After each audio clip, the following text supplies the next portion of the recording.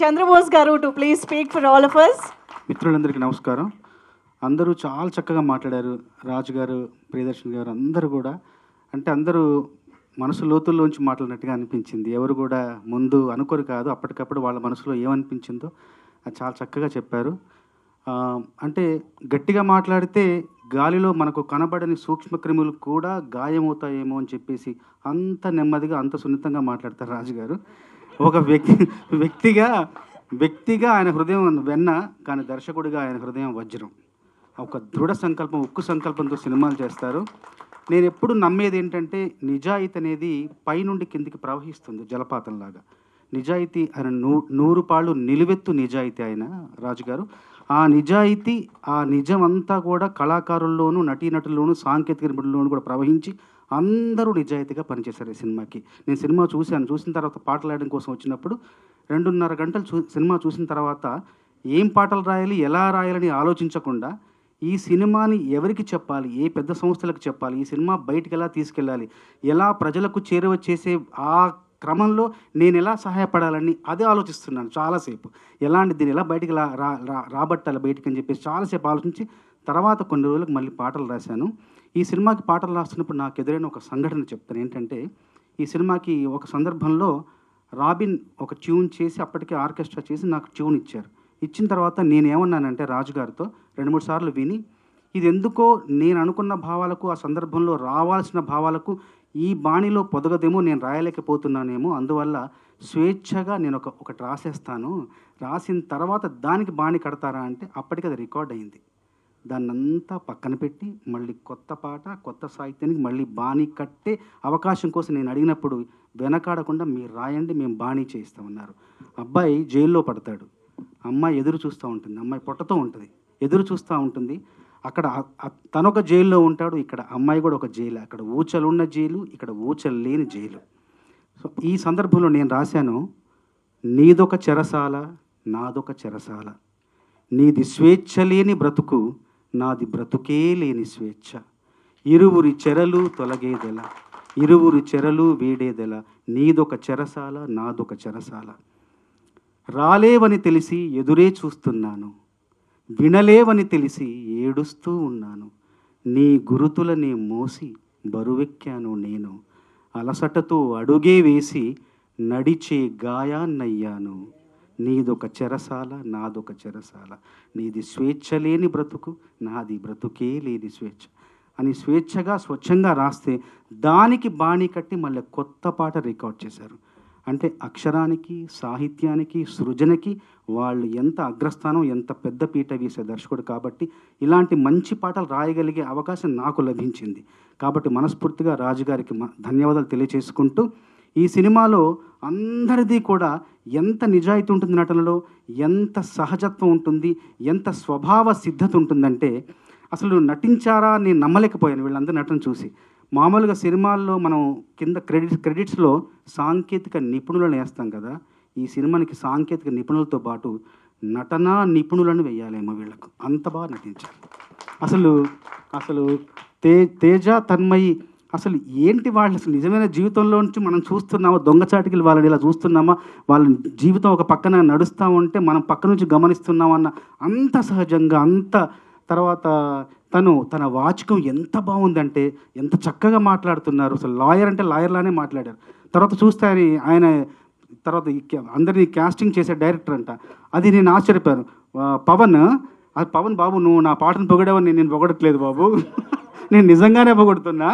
అసలు జైల్లో ఒక మనిషి ఎలా ఉంటాడు, అతని మానసిక స్థితి ఎలా ఉంటుంది, అతని ప్రవర్తన ఎలా ఉంటుంది, ఎంత గందరగోళానికి, ఎంత అయోమయానికి గురయ్యి ఎలా వాళ్ళు ప్రవర్తిస్తారన్న దానికి అలా సాక్షాత్కారం. అసలు ఆయన చూస్తుంటే ఎంత బాగా నటించారో.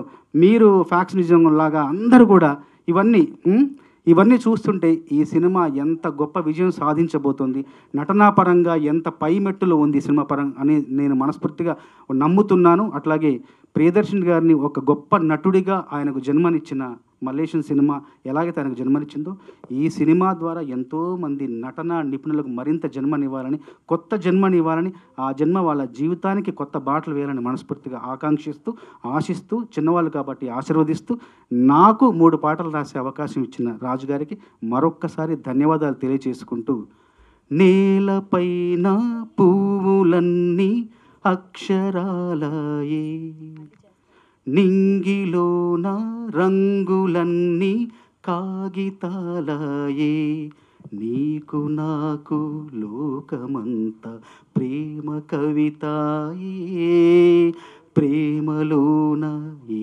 క్షణాలి శాశ్వతాలయే, ఇంకేమీ వద్దంట ఇంకేమీ వద్దంట నువ్వుంటే చాలంట అంతే, బంగారం అక్కర్లేని సింగారం ఏడుందంటే అచ్చంగా చూపిస్తానే నిన్నే, ఐశ్వర్యం అక్కర్లేని ఆనందం ఏడుందంటే స్వచ్ఛంగా చూపిస్తానే నన్నే.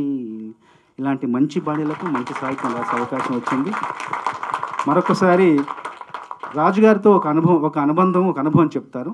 మలేషియం కావచ్చు, ఈ సినిమా కావచ్చు, నేను ఒక రెమ్యునరేషన్ చెప్తా, ఆ రెమ్యునరేషన్ నేను అడిగింది తీసుకొచ్చిన తర్వాత నేను పాట రాసిన తర్వాత పాపం ఈ సినిమాకి అంత శక్తి, అంటే ఎంత శక్తి ఒక సినిమాకు ఉంటుంది, ఒక మార్కెట్ కానీ అదంతా చూసి నేను అడిగిన దాంట్లో ఒక 60% తీసుకున్నాను, మిగతా 40% అతనికి వెనక్కి ఇచ్చాను. ఎందుకంటే చిన్న సినిమా కష్టపడి చేస్తున్నాడు. నేను ఎందుకు ఇప్పుడు ఈ సంఘటన ఎందుకు చెప్తున్నానంటే వచ్చేసారి ఈ సినిమా ఘన విజయం సాధించి నేను అడిగినంత మీరు ఇవ్వాలి, అది నేను తీసుకోవాలని కోరుకుంటున్నాను. చాలా అద్భుతమైన సబబైన కోరిక సార్, నిజంగా థ్యాంక్ యూ. ఇది సార్ చెప్పినట్టు, సార్ ప్లీజ్ మినిమం ఇంత తీసుకోండి అంటే మళ్ళీ దాంట్లో సగం నాకు వాపస్ ఇచ్చేసి మలేషియం అప్పుడు అంతే, మళ్ళీ ఇప్పుడు ఇదంతే. చాలా thanks sir, both Chandrabose sir. First sir బిజీలో ఉన్నారు, ఎక్కడికి వెళ్ళాలి, రాజ్ నాకు చాలా క్లుప్తంగా జస్ట్ చెప్పేసి వెళ్ళిపో నేను రాసి ఇచ్చేస్తాలే సార్, ఒక ½ అన్ అవర్ చూడండి సార్ సినిమా అన్న. అది చాలా రఫ్ వర్షన్ సార్ చూసింది, సార్కి ఇంకా ఫుల్ గుర్తుంది కానీ చాలా రఫ్ వర్షన్. ½ అన్ అవర్ చూసేసి సార్ అవన్నీ వదిలేసి మొత్తం మూవీ చూశారు సార్. చూసి నేను నెల్లాని రాస్తున్నా, నేను ఇంకేం చేయాలి చెప్పు నీకు అంటే, సార్ ఇప్పుడు ఒకసారి ఇలా ప్రమోషన్కి ప్రీ రిలీజ్కి రమ్మన్నా, సార్ అదే మాట నిలబెట్టుకొని వచ్చారు. చాలా థ్యాంక్ యూ సార్. దర్శి షూటింగ్లో ఉన్నాడు, అయినా ప్లీజ్ రావాలి, ట్రైలర్కైనా ప్రీ రిలీజ్కైనా అని అంటే రెండింటికి వస్తా. చాలా thanks Darshi, thank you so much. I'll always be grateful to you sir. Thank you so much. మీకు డేట్లు కూడా ఇవ్వలేనంత బిజీ అయిపోయారు చూసారా, ఇలాగే దర్శి యాక్చువల్గా అన్నాడు, రాజమౌళి ప్రొడ్యూసింగ్ కూడా మళ్ళీ ప్రొడ్యూసర్ని కూడా చేస్తా అన్నాడు ఈ స్క్రిప్ట్ చదివిన తర్వాత. బట్ మళ్ళీ వెంకన్న అన్నట్టు 6 ఫిలిమ్స్ చేస్తున్నాడు దర్శి ఇప్పుడు. ఒక సంవత్సరం ఆగాలి అంటే ఇంకా దర్శి అన్నట్టు ఒకసారి ఒక ఐడియా వచ్చేసిన తర్వాత ఇంకా దాన్ని కంప్లీట్ చేసే వరకు మనసు ఒప్పదు కదండి, అట్లా కంప్లీట్ అయ్యింది. బట్ ఎస్, మళ్ళీ మీ ఇద్దరు కాంబినేషన్లో అతి త్వరలో కుదరాలి అని మనస్ఫూర్తిగా కోరుకుంటున్నాం. Thank you so much sir. Chandrabose గారు thank you so much sir, very very happy. నిజంగా ఎంతో అదృష్టం, జన్మధన్యం మీ మాటలు మీ పాటలు ఇలా వేదిక పైన నిలబడి చూస్తూ వింటూ ఉండడం అనేది. Thank you so much Priyadarshi గారికి, చంద్రబోస్ గారికి మరొకసారి కృతజ్ఞతలు తెలియజేసుకుంటూ, మా నటన నిపుణులు ఎవరైతే వేదిక పైన ఉన్నారో వారందరినీ కూడా కూర్చోవలసిందిగా రిక్వెస్ట్ చేస్తూ, thank you so much. Raj గారు మీడియా ఇంటరాక్షన్లో పాల్గొంటారు, సో వారి కోసం ఒక చైర్ తీసుకురండి please. So once again Priyadarshi గారికి, చంద్రబోస్ గారికి కృతజ్ఞతలు తెలియజేసుకుంటూ, thank you sir, thank you so much for joining the trailer launch event of 23 cinema May 16th నుంచి మనకి థియేటర్లలో ప్రేక్షకుల ముందుకు రాబోతోంది. సో ఇవాళ రిలీజ్ అయినటువంటి ట్రైలర్ కూడా చూసిన తర్వాత మా మీడియా ఫ్రెండ్స్తో రాజ్ గారు